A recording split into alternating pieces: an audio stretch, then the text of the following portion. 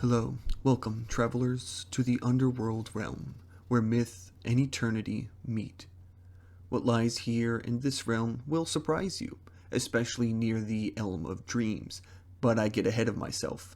Stick close. The shadows here have secrets to tell, and if you listen to the whispers for too long, you might be left behind. The underworld, a shadowed landscape divided into different regions, each with its own unique significance. Ancient Greeks believed that when someone passed away, their spirit journeyed to this world where Hades, the god of the dead, ruled. Far removed from the flames and torment of modern depictions, the underworld is more complex and layered, a place of mystery and sometimes even beauty. Our first stop, the River Styx. No, not the rock band. This is the real deal. The river of the dead, the lifeblood of the underworld. The river Styx, the river of hatred, marks the boundary of the underworld. Look, here comes Charon, the resident grumpy boatman. Everyone say, "Hi, Charon." So, here's how it works down in the underworld. When you die, you'll be sent here to wait for Charon. For a small fee, typically 2 coins, so not exactly uber pricing. Charon will ferry you across the river into the underworld proper. And if you didn't have your coin, let's just say you'll be hanging out by the riverbed for a very long time. Moral of the story, always carry change. Fun fact, this is also the river the great hero Achilles was dipped into as a baby by his mother, giving him his famed invulnerability.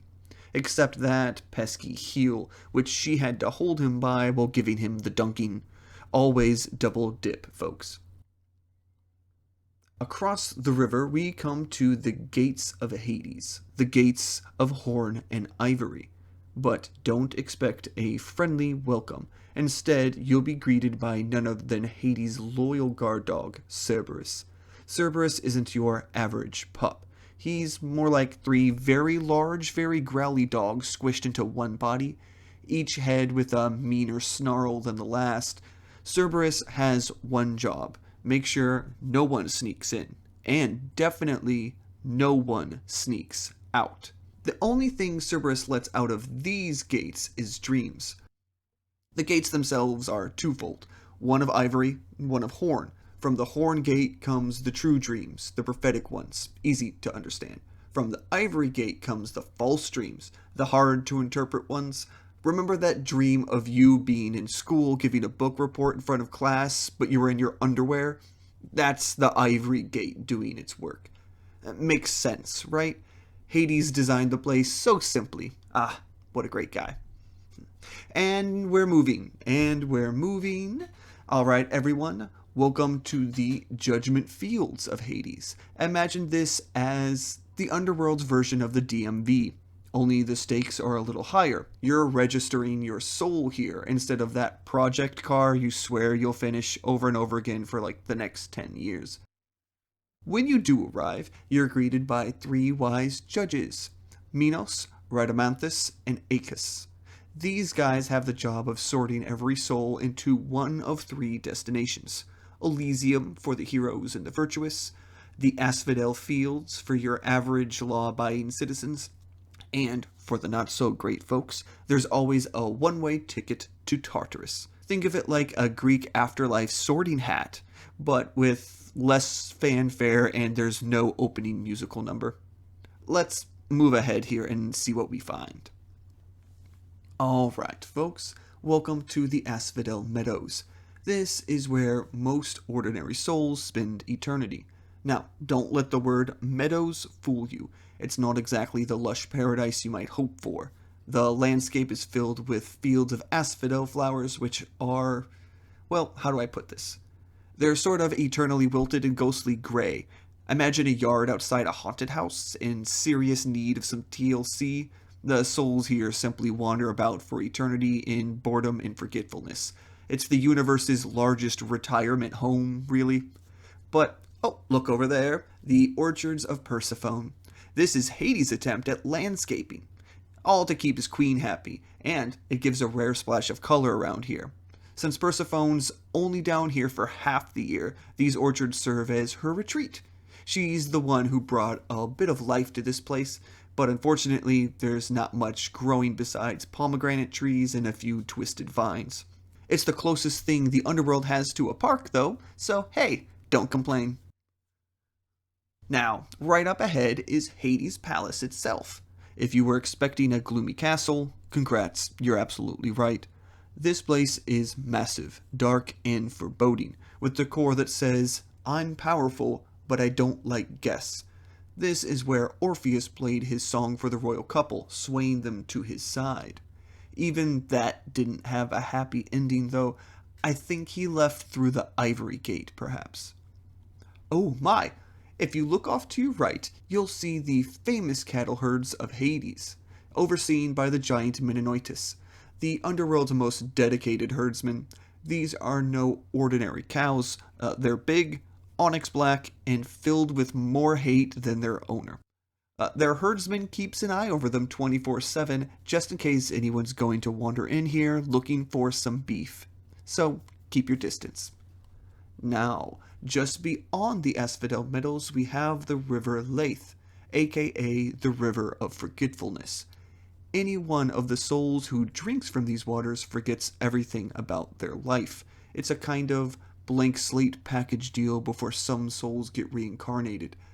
But don't go dipping your hands in. I don't want to be the one who is going to explain to your relatives why you suddenly forgot your name.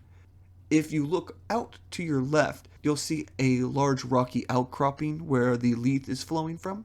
This is the cave of Hypnos and Thanatos, the god of sleep and the god of restful death. These two brothers are a real laid-back pair.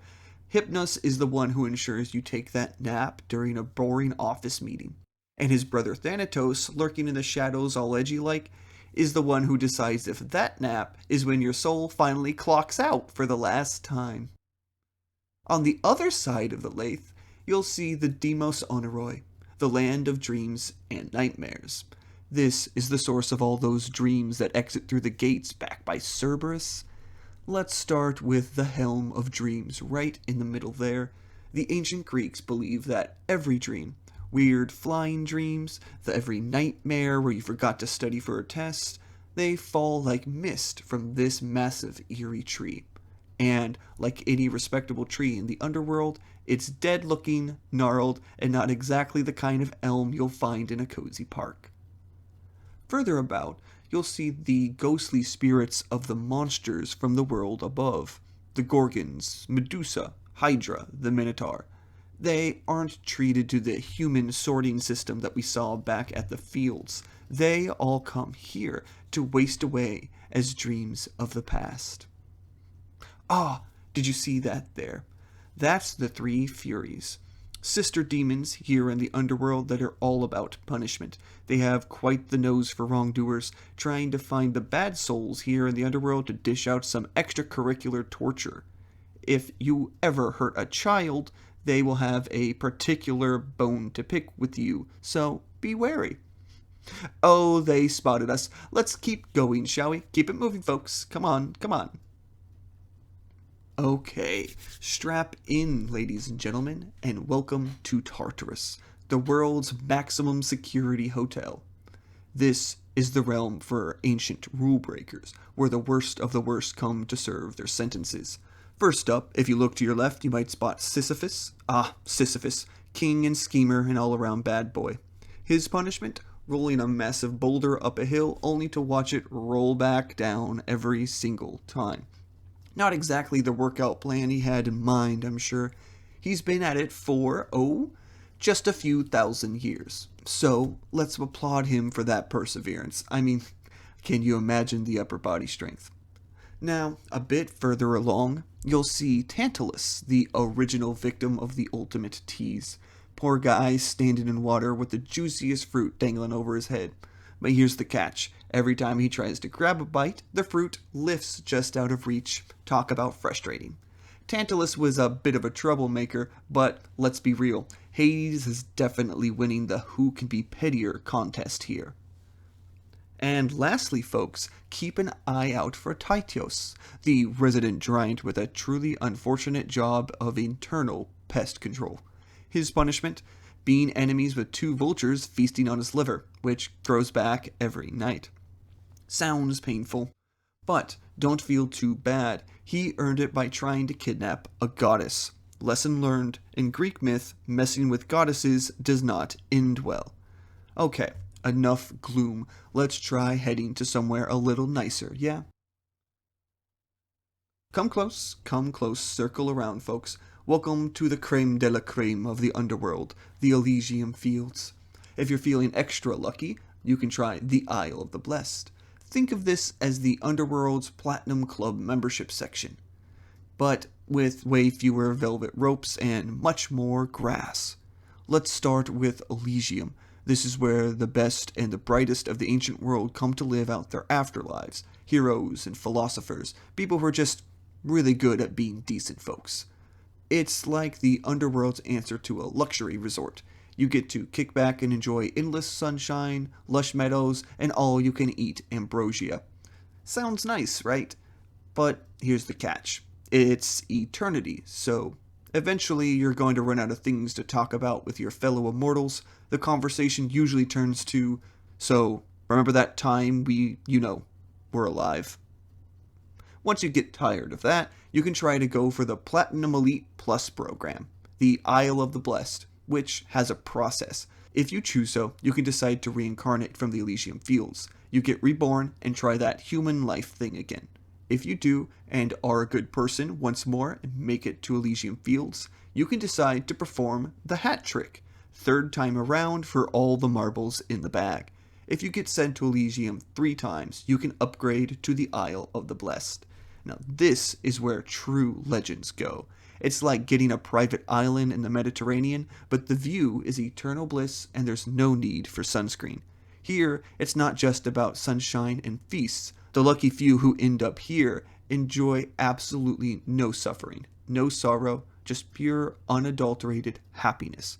Imagine a place where you can eat all the donuts you want and you never have to go to the gym. That's the Isle of the Blessed. So, there you have it. Elysium for the hard-working heroes and philosophers, and the Isle of Blessed for those who truly earned the ultimate afterlife upgrade. Honestly, it's so nice here, you might just forget you're dead. Alright folks, as we wrap up our tour of the Greek Underworld, I hope you've enjoyed your trip to the land of the dead. Or at least tolerated it. I know, not everyone's idea of a vacation spot, but hey, where else can you meet so many legends, get chased by furies, and eat some ambrosia for free? If that's not an experience, I don't know what is. Before we go, just a couple things to remember. First, if you see any souls wandering around looking a bit confused, don't worry, just ignore them and they will quickly move on. And lastly, when you exit through the gates of Hades, remember, it's a one-way ticket. No refunds and no re-entry. But hey, you'll get to tell your friends a real hell of a story. Please leave a review at the tourist office on your way out to tell us how we've done. Please subscribe to our newsletter for more available guided tours through various myths, legends, and folklore. And as always, thank you.